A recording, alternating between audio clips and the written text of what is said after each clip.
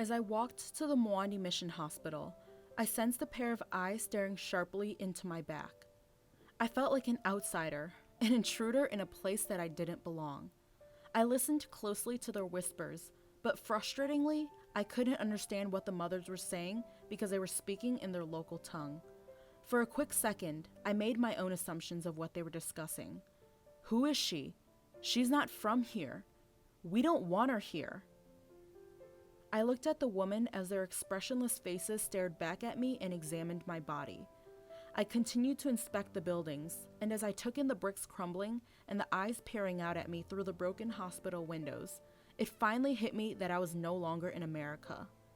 This was reality for Zambians, and there was no possible way to sugarcoat what I saw.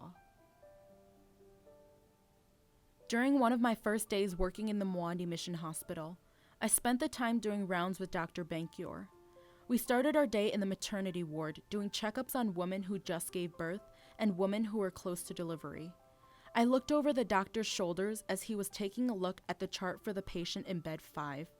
As Dr. Bankior wheeled his table over to the bed, I noticed that the girl in the bed was particularly young, 15 years old to be exact. The doctor told us that the girl in the bed just had a C-section. The girl's face was hidden underneath the blankets as her emotionless eyes peered out at us. Dr. Bankior continued to scan his notes, then placed down the clipboard and pulled off the covers from over the girl. He then proceeded to raise her shirt, and I could visibly see the messy work of the stitches from her C-section. Dr. Bankior examined her stomach closely, and without a word, he left the room and returned with forceps and sutures. Suddenly, my back started to sweat, and my hands became clammy as he ripped open the suture package and prepared it for stitching. Dr. Bankior splashed alcohol over the stitched region, and before I could even process what was happening, he shoved the suture into her stomach. My eyes shifted from her stomach to her face, and as her eyes squinted, a single tear rolled down her cheeks. After that moment, I swiftly turned my head. The 15-year-old girl stayed silent the entire time, and I felt guilty that I couldn't even watch what was going on.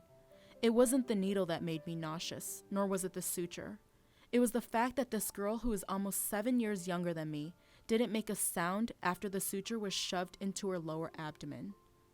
I realized that not only are we, as Americans, privileged with freedom and opportunities, but also I, as an American woman, am privileged with the liberty to express emotions. After lunch during one of my last few days in Mwandi, I returned to the outpatient department and noticed that Precious, the hospital's nurse, was busily dispensing medicine to patients. I went into the pharmacy room and helped Precious package drugs to be dispensed. As the line of patients dwindled, I began talking to Precious about her life in Mwandi. Although she was initially not forthcoming, Precious quickly opened up to me about her life growing up and how she was one of the few women to have a loving family care for her and her siblings. Keeping her gaze downcast and her hands folded, she told me that women in Zambia are raised to learn how to cook, clean, and take care of the males in the family, and are beaten if they don't comply. Zambian women are disempowered from the time they are young, and their voices are muted, leading to a social environment that is hostile toward women. As Precious began to tear up, she described how women are especially afraid to admit to their husbands that they are HIV positive, and fail to realize that their husbands might have transmitted the deadly virus to them. The silence of women makes them vulnerable, as they cannot make decisions about their sex lives because of their extreme dependence on men.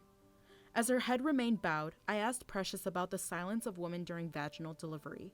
Her watery eyes locked with mine as she tried to find the words to speak. Precious told me the story of her first C-section and how she did not complain about any pain or discomfort because she was not allowed to. As a tear rolled down her expressionless face, Precious revealed to me that women here do not scream or cry, especially during delivery, because such emotion shows weakness and laziness. Women who are silent are ultimately strong and mature, as they clearly show endurance. As Precious continued to speak, I thought about the different concepts between American and Zambian women. In Zambia, women who remain silent are the strong ones, but in America, women who speak their minds and show confidence are the ones who are considered resilient.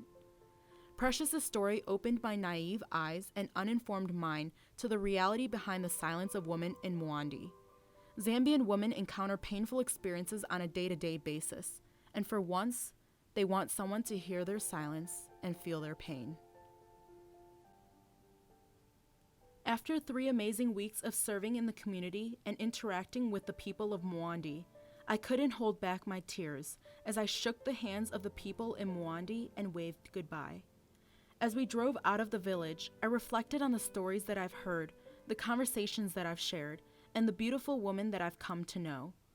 Although they still struggle to voice their silence, I see a brighter future that has yet to come for the woman in Mwandi. The following quote was stated by Wangari Maathai, a political and women's rights activist from Kenya. African women in general need to know that it's okay for them to be the way they are as a strength, and to be liberated from fear and from silence.